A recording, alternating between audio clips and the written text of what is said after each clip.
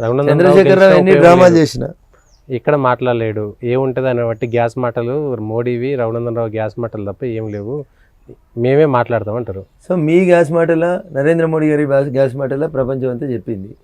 ఒకసారి, 2 సార్లు, 3వసారి, వారు మొదటిసారి ముఖ్యమంత్రి అయిన గుజరాత్లో 7వసారి కంటిన్యూస్గా భారతీయ జనతా పార్టీ గెలిచి వస్తుంది.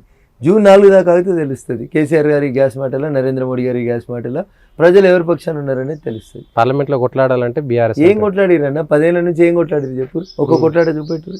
ఒకటి సాధించి చెప్పు. ఒక టీఆర్ఎస్ ఎంపీ 10 బస్సులు ఎంపీ పోతే 20 బస్సులు చేసుకున్నాడు, 100 బస్సులు చేసుకున్నాడు. 10 పోల్ట్రీ ఫామ్లు ఉన్నాయని పోతే 100 పోల్ట్రీ ఫామ్లు చేసుకున్నాడు. 100 ఎకరాలు ఉన్న ఆశయం పోతే 1000 ఎకరాలు చేసుకున్నాడు.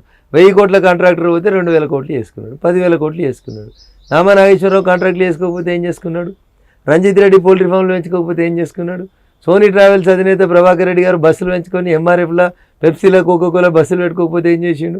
మన్నె శ్రీనివాసరెడ్డి గారు 2 కంపెనీలు ఉన్నాడు, 4 కంపెనీలు చేసుకున్నాడు. నరసింహారెడ్డి అని నల్గొండలో పోటీ చేసిన ఆయన 100 ఎకరాలకి వెళ్ళి 1000 ఎకరాలకు వచ్చిండు. ఇది తప్ప టీఆర్ఎస్ ఎంపీలు చేసింది ఏముందన్న?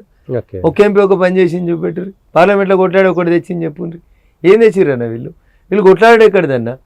అసలు వీళ్ళు మొత్తానికి అబద్ధాల పునాదుల మీదకి ఎదుగుతూ ఉన్నారన్న. ఇంకో మాట చెప్పాలి, బాధ అనిపిస్తుంది. పార్లమెంట్ సభ్యుడిగా గెలిస్తే ఎన్నడూ పార్లమెంట్ కోలేదు.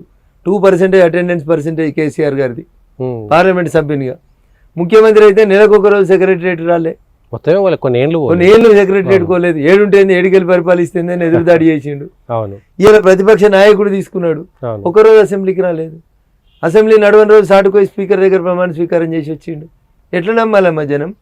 గజ్వేల్కి 1 రోజు రాలేదు, ఎందుకు నమ్మాలి జనం నేను? ఇది కేసీఆర్ ఫేట్. నేను గెలిస్తే 365 రోజులు ఆడనే ఉన్న దుబ్బాకల. రాజకీయాల్లో గెలిపోవడం సహజం. నువ్వు కూడా ఓడిపోయినావు కదా, ఇప్పుడు నీ ప్రభుత్వమే పోయింది కదా. నేను అందుకనే అడుగుతున్నా, తెలంగాణలో చెల్లని రూపాయి అయిన మీరు మరి దేశాలు ఎట్లా చెల్తారు?